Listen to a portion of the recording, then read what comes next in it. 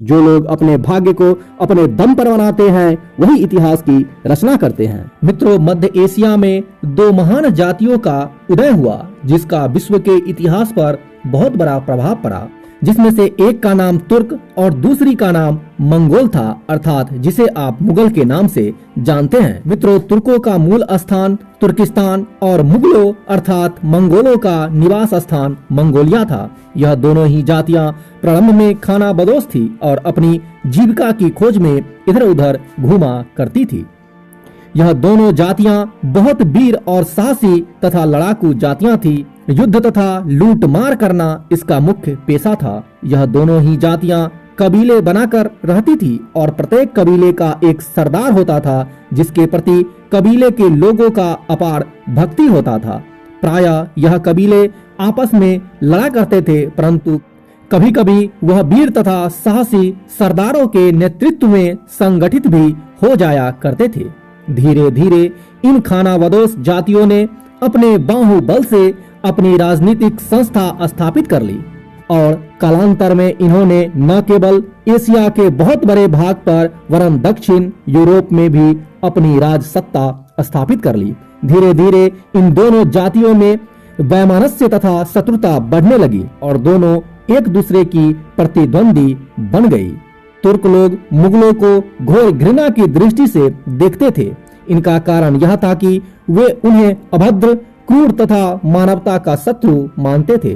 तुर्कों में अमीर तैमूर तथा मुगलों में चंगेज खां का नाम अत्यंत प्रसिद्ध है। यह दोनों ही बड़े वीर, विजेता तथा साम्राज्य संस्थापक थे। इन दोनों ही ने भारत पर आक्रमण किया था और भारत के इतिहास को प्रभावित किया था। चंगेज खां ने दास वंश के शासक इल्तुतमिश के शासन काल में और तैमूर ने तुगलक वंश के शासक महमूद के शासन काल में भारत में प्रवेश किया था। यद्यपि चंगेज खां पंजाब से वापस लौट गया था, परंतु तैमूर ने पंजाब में अपनी राज संस्था स्थापित कर ली थी और वहां पर अपना गवर्नर छोड़ गया था। लोदी वंश के पतन के उपरांत दिल्ली में एक नए राजवंश की स्थापना हुई जो मुगल राजवंश के नाम से प्रसिद्ध हुआ। इस राजवंश का संस्थापक बाबर था जो अपने पिता की ओर से तैमूर का और अपनी माता की ओर से चंगेज खां का वंशज था। इस प्रकार बाबर की धमनियों में तुर्क तथा मंगोल दोनों की रक्त प्रवाहित हो रही थी, परंतु एक तुर्क का पुत्र होने के कारण उसे तुर्क ही माना जाना चाहिए था, मंगोल नहीं। अतएव दिल्ली में जिस राजवंश की उसने स्थापना की उसे तुर्क वंश कहना चाहिए था, न कि मुगल वंश। परंतु इतिहासकारों ने इसे मुगल राजवंश के नाम से पुकारा और इसे इतिहास की एक जटिल पहेली बना दिया। तो आइए मित्रों, मुगल राजवंश अर्थात जिसे मंगोल के नाम से भी जाना जाता था, इस राजवंश की हम लोग कुछ व्याख्या कर लें, क्योंकि मुगल राजवंश का भारतीय इतिहास में बहुत बड़ा महत्व रहा है। इस राजवंश ने लगभग 200 वर्षों तक भारत में शासन किया। मित्रों, बाबर मुगल साम्राज्य के संस्थापक और प्रथम शासक कहा जाता है। इनका जन्म मध्य एशिया के वर्तमान उज्बेकिस्तान में हुआ था। मित्रों, 1504 ईस्वी में काबुल पर तथा 1507 ईस्वी में कंधार को जीता था तथा बादशाह की उपाधि धारण की थी। 1519 से 1526 ईस्वी तक भारत पर इसने 5 बार आक्रमण किया था। 1526 में इन्होंने पानीपत के मैदान में दिल्ली सल्तनत के अंतिम सुल्तान इब्राहिम लोदी को हराकर मुगल साम्राज्य की नींव रखी। बाबर ने 1527 ईस्वी में खानवा, 1528 ईस्वी में चंदेरी तथा 1529 ईस्वी में घग्गर जीतकर अपने राज्य को सुरक्षित कर लिया। मित्रों, कहा जाता है कि अपने पुत्र हुमायूं के बीमार पड़ने पर उसने अपने अल्लाह से हुमायूं को स्वस्थ रखने तथा उसकी बीमारी खुद को दिए जाने की प्रार्थना की थी और ठीक इसके बाद बाबर का स्वास्थ्य बिगड़ने लगा और अंततः 1530 में 48 वर्ष की उम्र में बाबर की मृत्यु हो गई। इसकी इच्छा थी कि उसे काबुल में दफनाया जाए, पर पहले उसे आगरा में दफनाया गया। लगभग 9 वर्षों के बाद हुमायूं ने उसकी इच्छा पूरी की और उसे काबुल में दफना दिया गया। मित्रों, बाबर की मृत्यु के पश्चात 19 दिसंबर 1530 ईस्वी में राजगद्दी संभाली और उसके सौतेले भाई कामरान मिर्जा ने काबुल और लाहौर का शासन ले लिया। बाबर ने मरने से पहले ही इस तरह से राज्य को बांट दिया ताकि आगे चलकर दोनों भाइयों में लड़ाई न हो।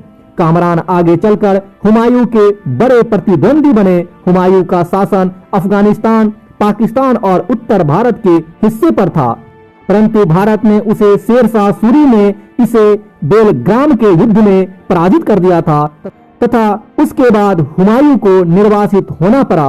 उसने निर्वासन का कुछ समय काबुल, सिंध, अमरकोट में बिताया। अंत में ईरान के शासक तहमास्प के पास शरण ली। ईरान के शासक की मदद से उसने काबुल, कंधार में मध्य एशिया के क्षेत्रों को जीता।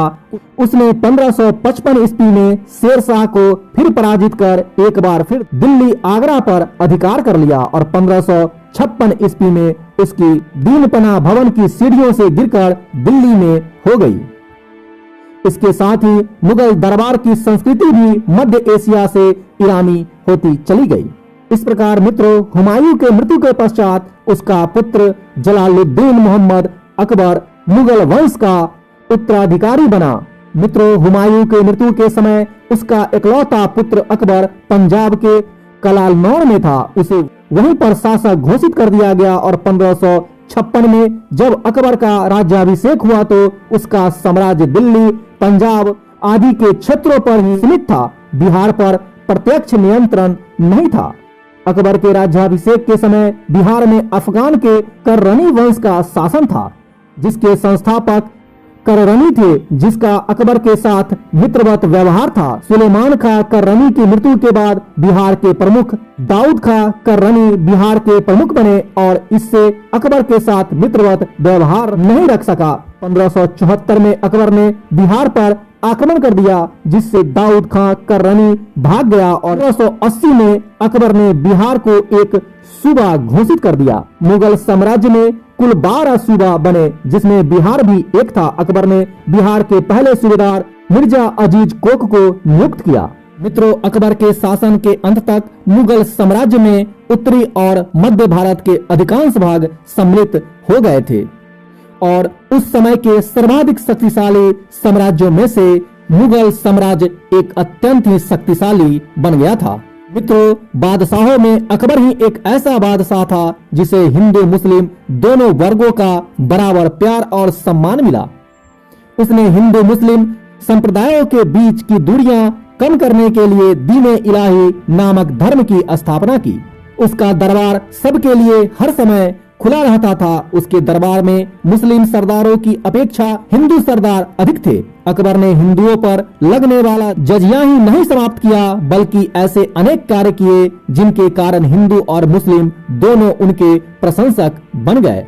मित्रों, अकबर मात्र 13 वर्ष की आयु में अपने पिता नसीरुद्दीन मोहम्मद हुमायूं की मृत्यु उपरांत दिल्ली की राजगद्दी पर बैठा था। अपने शासन काल के अंत में उसने शक्तिशाली पश्तून वंशज शेरशाह सूरी के आक्रमण बिल्कुल बंद करवा दिए थे। साथ ही पानीपत के द्वितीय युद्ध में नवघोषित हिंदू राजा हेमू को पराजित कर दिया था। अपने साम्राज्य के गठन करने और उत्तरी और मध्य भारत के सभी क्षेत्रों को एक छत्र अधिकार में लाने में अकबर को 2 दशक लग गए थे।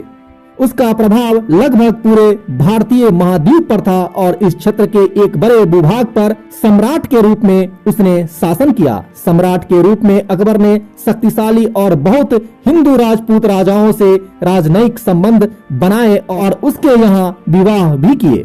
इस प्रकार 27 अक्टूबर 1605 ईस्वी को फतेहपुर सिकरी में अकबर का निधन हो गया। मित्रों, आश्चर्य की बात यह है कि अकबर एक निरक्षर था, अर्थात वह पढ़ा लिखा नहीं था। इसके बावजूद भी अकबर को कलाकारों एवं बुद्धिजीवियों से विशेष प्रेम था। उसके इसी प्रेम के कारण अकबर के दरबार में 9 अति गुणवान दरबारी थे, जिसे अकबर के 9 रत्न के नाम से भी जाना जाता है, जिसमें अबू फजल, फैजी, मियां तानसे, राजा बिरबल, राजा टोडरमल, राजा मानसिंह, अब्दुल रहीम खाने खाना, फकीर अजीजुद्दीन और मुल्ला दो प्याजा था। जो इतिहास में इन 9 रत्न का नाम बड़े ही आदर से लोग लेते हैं। मित्रों, अकबर की मृत्यु के पश्चात 1605 ईस्वी में जहांगीर अकबर का उत्तराधिकारी बना। जहांगीर का प्रथम विवाह 1585 ईस्वी में मानवाई से हुआ था, जो आमेर के राजा भगवान दास की पुत्री व मानसिंह की बहन थी। जहांगीर अकबर के ज्येष्ठ पुत्र थे। मुराद और दानियाल उनके छोटे भाई थे। मुराद और दानियाल पिता के जीवन में ही शराब पीने की वजह से मर चुके थे। मित्रों, जहांगीर का जो पहला नाम था वो सलीम था, लेकिन जैसे ही उनका राज्याभिषेक हुआ उसका नया नाम दिया गया और उसका नया नाम नूरुद्दीन मोहम्मद जहांगीर के उपनाम से मुगल बादशाह बने और तब से वो जहांगीर के नाम से मुगल साम्राज्य में स्थान प्राप्त किए। मित्रों, 1605 ईस्वी में ही अर्थात राज्याभिषेक के कुछ ही दिनों के पश्चात उनके बड़े बेटे जिसका नाम खुसरो था, उसने अपने पिता जहांगीर से विद्रोह कर दिया और आगरा से निकलकर पंजाब चला गया और उसने अपने पिता के विरुद्ध युद्ध की घोषणा कर दी, जिसमें भयंकर युद्ध हुआ और खुसरो की पराजय हुई और अंततः जहांगीर विजय हुआ। मित्रों, सिखों के 5वें गुरु अर्जुन देव जो खुसरो की मदद कर रहे थे, जहांगीर ने उसे फांसी पर लटका दिया और 1614 ईस्वी में राजकुमार खुर्रम शाहजहां ने मेवाड़ के राणा अमर सिंह को हराया। इसके पश्चात और 1622 ईस्वी में कंधार क्षेत्र जहांगीर के हाथ से निकल गया। मित्रों, जहांगीर के समय में ही अंग्रेज सर टॉमस रॉ राजदूत बनकर पहली बार भारत आया। इसके पश्चात मित्रों 1623 ईस्वी में फिर वापस से खुर्रम ने विद्रोह कर दिया, क्योंकि नूरजहां अपने दामाद शहरयार को वली अहद बनाने की कोशिश कर रही थी, लेकिन अंततः 1625 ईस्वी में बाप और बेटे दोनों में सुलह हो गया। मित्रों, सम्राट जहांगीर अपनी आत्मकथा तुजुक ए जहांगीरी में लिखते हैं कि गुलाब से इत्र बनाने की विधि नूरजहां बेगम की मां असमत बेगम ने आविष्कार किया था। जहांगीर चित्रकारी और कला का बहुत शौकीन था। मित्रों, जहांगीर हफीम और शराब के सेवन ज्यादा किया करते थे, जिस कारण वो अंतिम समय में बीमार पड़ने लगे और 28 अक्टूबर 1627 ईस्वी में कश्मीर से वापस आते समय रास्ते में ही भीमवार नामक स्थान पर उनका निधन हो गया। लाहौर के पास सहादरा में रावी नदी के किनारे उनको दफनाया गया। जहांगीर के समय को चित्रकला का स्वर्ण काल भी कहा जाता है। मित्रों, सम्राट जहांगीर के मृत्यु के पश्चात शाहजहां को मुगल साम्राज्य का उत्तराधिकारी घोषित किया गया और छोटी उम्र में ही उन्हें मुगल सिंहासन के उत्तराधिकारी के रूप में चुन लिया गया था और 1627 में अपने पिता की मृत्यु होने के बाद वह गद्दी पर बैठ गया। उनके शासनकाल को मुगल शासन का स्वर्ण युग कहा जाता है। भारतीय सभ्यता का सबसे समृद्ध काल बुलाया जाता है। मित्रों, शाहजहां अपनी न्यायप्रियता और वैभव विलास के कारण अपने काल में बड़े लोकप्रिय रहे, किंतु इतिहास में उनका नाम केवल इस कारण नहीं लिया जाता। शाहजहां का नाम एक ऐसे आशिक के तौर पर लिया जाता है जिसने अपनी बेगम मुमताज बेगम के लिए विश्व की सबसे खूबसूरत इमारत ताजमहल बनाने का यत्न किया। मित्रों, शाहजहां 8 वर्ष तक आगरा के किले के शाहबुर्ज में कैद रहा। उसका अंतिम समय बड़े दुख और मानसिक क्लेश से बीता था। उस समय उसकी प्रिय पुत्री जहां आरा उसकी सेवा के लिए साथ रहती थी। मित्रों, 22 जनवरी 1666 ईस्वी को 74 वर्ष की आयु में शाहजहां की मृत्यु हो गई। उसे उसकी प्रिय बेगम के पास ही ताजमहल में ही दफना दिया गया। मित्रों, शाहजहां 1657 ईस्वी में ऐसे बीमार हुए कि लोगों को उनका अंत निकट लग रहा था। ऐसे में दारा शिकोह, शाह शुजा और औरंगजेब के बीच सत्ता को पाने का संघर्ष प्रारंभ हो गया। शाह शुजा, जिसे स्वयं को बंगाल का राज्यपाल घोषित कर लिया था, अपने बचाव के लिए बर्मा के अरकन क्षेत्र में शरण लेने पर विवश हो गया। 1658 ईस्वी में अपने पिता शाहजहां को औरंगजेब ने आगरा के किले में बंदी बना लिया और स्वयं को शासक घोषित कर लिया। दारा शिकोह को विश्वासघात के आरोप में उसे फांसी पे लटका दिया। उन्हें 1659 में दिल्ली में राजा का ताज पहनाया गया था। उसके शासन के 10 वर्षों का वर्णन मोहम्मद काजिम द्वारा लिखित आलमगीरनामा में किया गया है। मित्रों, औरंगजेब के शासनकाल में मुगल साम्राज्य अपने विस्तार के शिखर पर पहुंचा। वह अपने समय का शायद सबसे धनी और शक्तिशाली व्यक्ति था।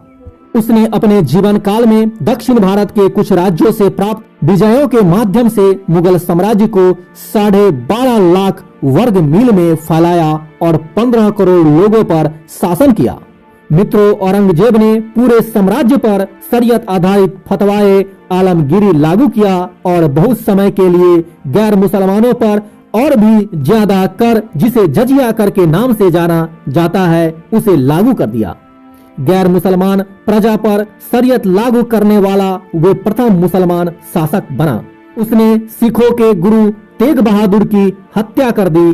क्योंकि तेग बहादुर ने इस्लाम कबूल नहीं किया था, औरंगजेब ने तेग बहादुर को इस्लाम कबूल करने पर मजबूर कर रहे थे, परंतु तेग बहादुर ने इस्लाम कबूल नहीं किया। मित्रों, औरंगजेब बहुत से मंदिर तुड़वाकर मस्जिदों को उसकी जगह पे बनवा दिया था।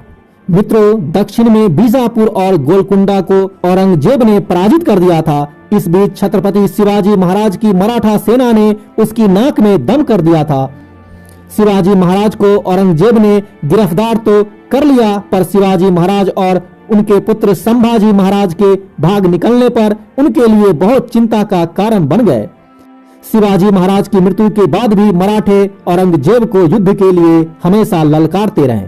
मित्रों, औरंगजेब के अंतिम समय में दक्षिण में मराठों का जोर बहुत बढ़ गया था। उन्हें दबाने में शाही सेना को सफलता नहीं मिल रही थी, इसलिए सन 1683 में औरंगजेब स्वयं सेना लेकर दक्षिण गए। वह राजधानी से दूर रहते हुए अपने शासन काल के लगभग अंतिम 25 वर्ष तक उसी अभियान में रहे।